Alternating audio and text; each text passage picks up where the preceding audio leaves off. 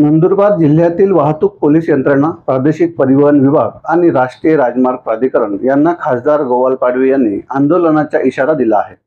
त्यामुळे सामान्य जनतेच्या प्रश्नांसाठी आता नवनिर्वाचित खासदार ॲक्शन मोडवर आले आहेत।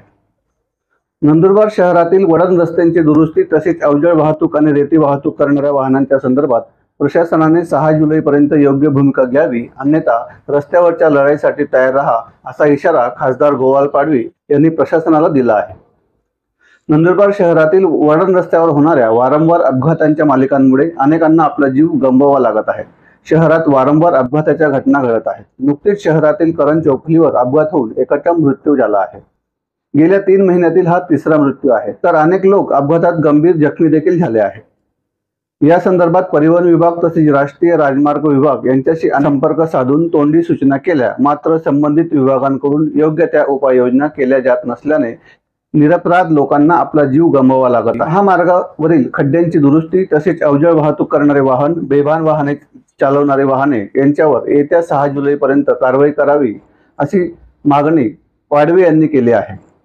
रस्त्यांची दुरुस्ती आणि वाळू वाहतूक करणाऱ्या वाहनांना दिवसा वाहतुकीवर बंदी घालण्यासंदर्भात 6 जुलैपर्यंत योग्य निर्णय न झाल्यास जनतेच्या न्यायालयात येऊन रस्त्यावर उतरून आंदोलनाचा इशारा नवनिर्वाचित खासदार गोपाल पाडवी यांनी प्रशासनाला दिला आहे। याबाबत खासदार गोपाल पाडवी यांनी काय प्रतिक्रिया दिली ती पहा। नमस्कार। नंदुरबार लोकसभा मतदारसंघाचे समस्त नागरिकांना एक महत्त्वाची सूचना। करण चौफुलीला आज जी घटना घडली एकदम दुःखद घटना होती। खरं तर जी घटना घडली तसंच जसं मला कळालं, मी ट्रॅफिक पोलीसमध्ये DYSP आहेत त्यांच्याशी संपर्क साधला। त्यांच्याकडून पहिले माहिती घेतली की कशी घटना घडली आहे। त्यांनी मला असं एक माहिती दिली की ट्रॅफिक पोलीसचे जे व्यक्ती असतात, आपले ऑफिसर असतात, ते तिकडे हजर असतात 6 ते 11च्या टायमिंगला, आणि जे ट्रकने जे टक्कर दिली होती ते लोकांना पकडण्यात आलं आणि त्यांच्यावर निश्चितपणे कारवाई होणार। मी त्यांना सूचना दिली की त्यांच्यावर कारवाई करा। आणि ही जी घटना आहे ही पहिल्यांदा तिथे घडली नाही आहे करण चौफुलीला। मी जेव्हा प्रचार करत होतो तेव्हाही अशी घटना घडली होती आणि तो पण माझ्या ओळखीचाच व्यक्ती होता।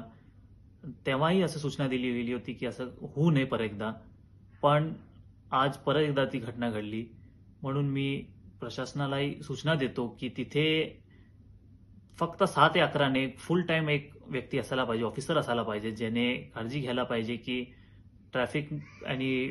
ट्रॅफिकमध्ये एक नियंत्रण असायला पाहिजे आणि जे ट्रक येत आहेत त्यांच्यावरही एक लक्ष दिलं गेलं पाहिजे। आणि ते खड्डे जे खास करून फक्त करण चौफुली नाही, धुळे चौफुलीला पण तिथे खड्डे जे आहे ते भरले गेले पाहिजे। अशी घटना परत घडू नये असे मी विनंती केली आहे त्यांना। आणि आपण सर्वांनी सूचना देतो की ती जे जागा आहे तिकडे आपण कृपा करून थोडंसं काळजीपूर्वक चालवावं, सांभाळून चालावं, एवढीच विनंती करतो। धन्यवाद।